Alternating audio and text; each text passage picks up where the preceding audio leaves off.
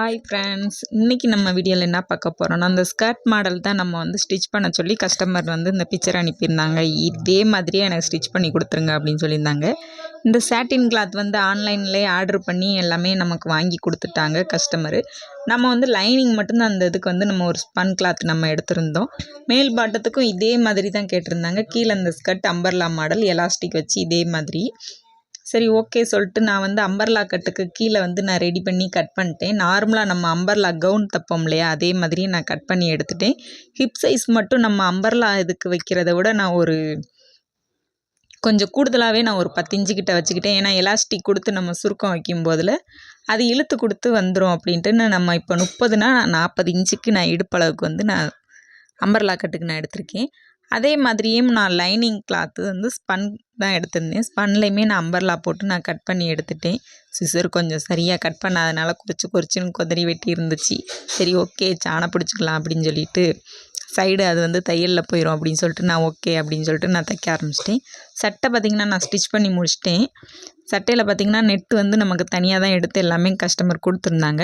Net piece நம்ம மேலே நம்ம ஜாக்கெட் போலே எல்லாமே நம்ம ஃபிட்னஸாக நம்ம எல்லாமே ஹிப் அளவு எல்லாமே முடிச்சுட்டு இந்த கீழ் பாட்டத்துக்கு நான் அம்பர்லா கட்டு தான் போட்டிருந்தேன். ஏன்னா ஸ்ட்ரெயிட்டில் போட்டோன்னு வச்சுக்கோங்களேன், இது நமக்கு சீட்டுக்கிட்ட வரனால பிடிச்சிட்டு ஏறிடும். நமக்கு கீழேயுமே நம்ம அம்பர்லா கட்டு தான் இந்த ரவுண்ட் பீஸுக்கு நான் போடுறேன். ஏன்னா கொஞ்சம் வயிறு தெரிகிற மாதிரி இருக்கணும், சட்டை போட்டால் ஃபோட்டோ மாடல் மாதிரி அப்படியே வரணும் அப்படின்னு சொல்லியிருந்தாங்க. ஸ்கர்ட்டுக்கு நான் ஒரு 1.5 இன்ச்சு எலாஸ்டிக் நான் எடுத்துக்கிட்டேன். இந்த எலாஸ்டிக் வச்சு தான் நான் ஸ்டிச் பண்ணேன் பாவாடைக்கு. பாவாடையில் இடுப்பளவு இப்போ 30னா நான் ஒரு 31 இருந்துச்சு, 28 நான் வச்சு நான் ஸ்டிச் பண்ணேன். இன்னும் 1 இன்ச்சு கம்மி பண்ணியிருந்துருக்கலாம் தான், லைட்டாக லூஸ் இருந்துச்சு.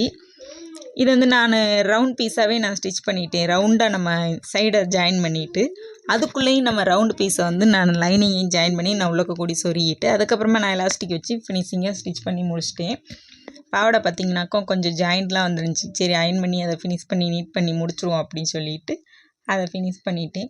எலாஸ்டிக் வச்சோன்னே பார்த்திங்கனாக்கா அந்த பாப்பா போட்டு பார்த்தாங்க. ரொம்ப சூப்பராக இருந்துச்சு. ஸ்கர்ட் மாடல் ஃபோட்டோ மாடல் மாதிரியே ரொம்ப சூப்பராக இருக்குது அப்படின்னு சொல்லி கஸ்டமர் நம்மகிட்ட சொல்லிக்கிட்டு இருந்தாங்க. சரி, ரொம்ப சந்தோஷம் அப்படின்னு சொல்லியிருந்தேன். முன்னாடியும் பார்த்திங்கனாக்கா நல்லா ஃபிட்னஸாக சூப்பராக இருக்குது அப்படின்னு சொல்லியிருந்தாங்க. கீழே இது நமக்கு பார்க்குறதுக்கு தான் எனக்கு என்னமோ மாதிரியாகவே இருக்குது அப்படின்னு நினச்சிருந்தேன். பார்த்தா போட்டு பார்க்கும்போதில் அவ்வளோ அழகாக இருந்துச்சு. நான் நினச்சி பார்க்கவே இல்லை இவ்வளோ தூரத்துக்கு அழகாக வரும் அப்படின்றது.